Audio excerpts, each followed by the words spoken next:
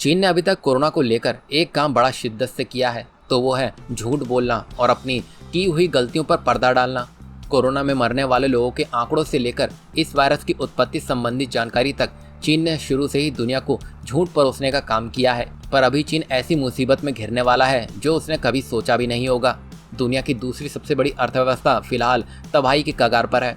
इस वायरस ने चीन को इतना तबाह कर दिया है कि आर्थिक मोर्चे पर वो पिछले 45 सालों में सबसे बड़ा घाटा झेलने वाला है।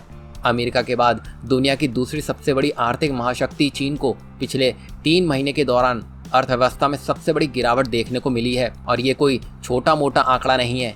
चीन के सरकारी आंकड़े के मुताबिक साल 2019 की तुलना में जनवरी से मार्च 2020 की तिमाही के दौरान चीन की अर्थव्यवस्था में 7% की कमी आ गई है।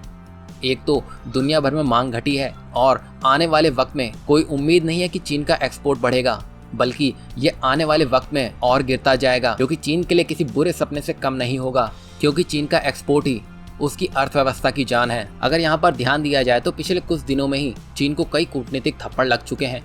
जब फ्रांस में मौजूद चीन के राजदूत ने फ्रांस के स्थायी कर्मियों पर नैतिक तौर पर भ्रष्ट होने का आरोप लगाया तो फ्रांस सरकार ने उसे तलब करने में देरी नहीं लगाई। इसके साथ ही चीन ने अफ्रीकी देशों के नागरिकों से बुरे बर्ताव के बाद अफ्रीकी लोगों में और ज्यादा गुस्सा भड़का दिया है, जिसके कारण अफ्रीका और चीन के रिश्तों में तनाव बढ़ता ही जा रहा है। इसके अलावा चीन से खराब क्वालिटी के मेडिकल सप्लाई मिलने के बाद कई यूरोप के देशों में भी चीन विरोधी आवाजें उठना शुरू हो चुकी हैं।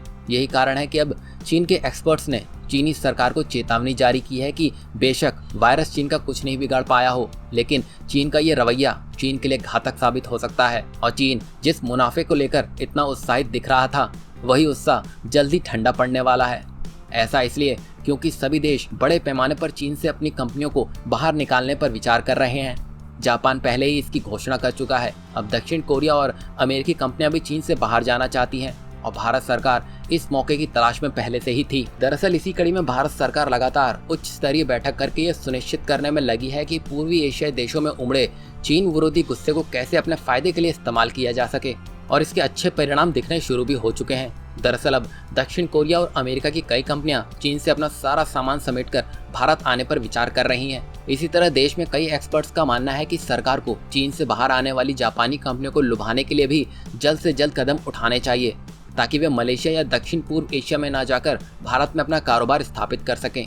कुल मिलाकर अभी सभी देश चीन को सबक सिखाने के मूड में दिख रहे हैं, जिसके चलते चीन में मौजूद सभी कंपनियों को यह आभास हो चुका है कि उनका जल्द से जल्द चीन से बाहर निकलना ही सही रहेगा। और इसी के साथ ही अभी हाल ही में अमेरिका के राष्ट्रपति डोनाल्ड ट्रंप ने चीन को चेतावनी देते हुए कहा है कि यदि वो कोरोना वायरस के संक्रमण जानबूझकर फैलाने का जिम्मेदार पाया गया तो नतीजे भुगतने के लिए तैयार रहे।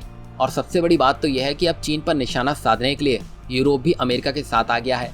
साफ है कि आज जो खुशियां चीन मना रहा है वो लंबे दिनों तक नहीं टिक पाएंगी और जल्दी हमें चीन की अर्थव्यवस्था का जनाजा देखने को मिलेगा।